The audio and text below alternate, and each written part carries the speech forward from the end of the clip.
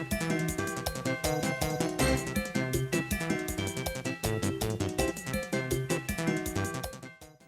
France nous réunit ce 14 juillet autour d'un ensemble d'idées fulgurantes de refaits qui ont changé la face du monde.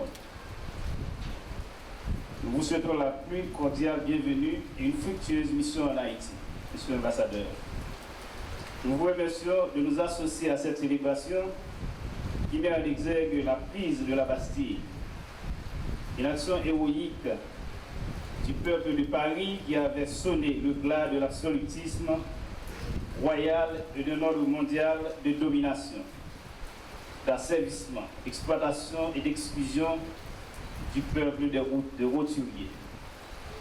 La Déclaration des droits de l'homme et du citoyen du 26 août 1789,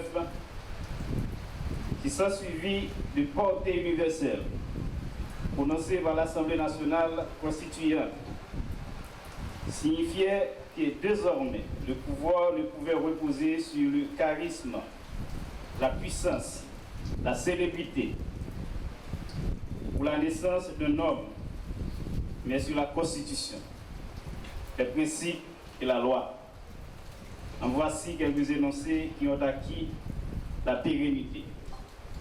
À son article 1er, les hommes naissent et demeurent libres et égaux en droit. Les distinctions sociales ne peuvent être fondées que sur l'utilité commune. À son article 2e, le but de toute association politique est la conservation des droits naturels et imprescriptibles de l'homme. Ces droits sont la liberté, la propriété, la sûreté et la résistance à l'oppression. À son article 16e, toute société dans laquelle la garantie des droits n'est pas assurée, ni la séparation des pouvoirs déterminée, n'a point de constitution. Ce n'est pas sans raison que le peuple français a adopté la commémoration de la prise de la Bastille comme fête nationale.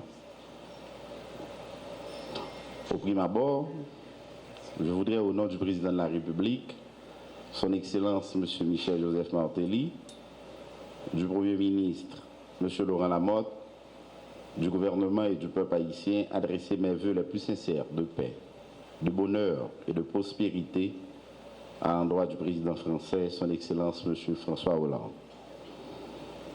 Ces vœux s'étendent tout aussi bien au peuple et au gouvernement français.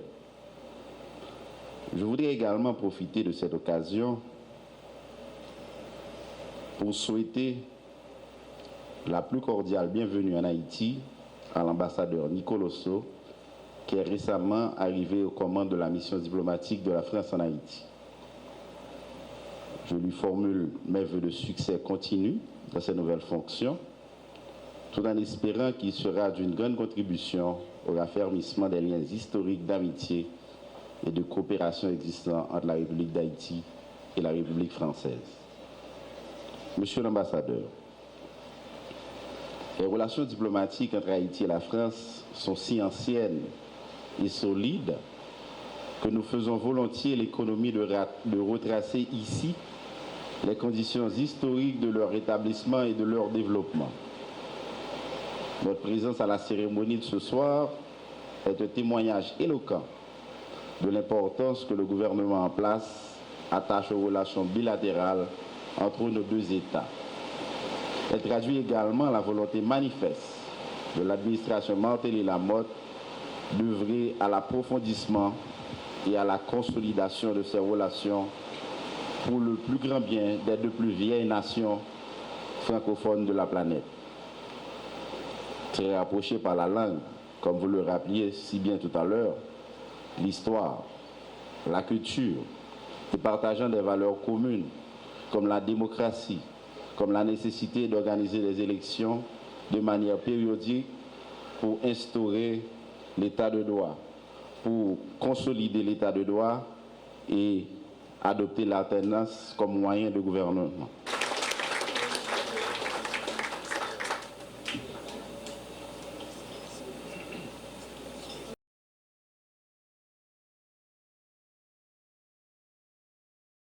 c'est mon premier 14 juillet en Haïti. Je suis très heureux d'avoir cette occasion, 3 semaines après mon arrivée, de faire la connaissance de beaucoup de Haïtiennes et de Haïtiens et d'avoir aussi cette possibilité, grâce à votre télévision, de m'adresser à beaucoup plus de monde que ceux qui sont là ce soir pour leur dire combien je souhaite, avec mon épouse, connaître votre pays, travailler au développement des relations entre Haïti et la France, développer la coopération, développer les échanges économiques entre nos deux pays.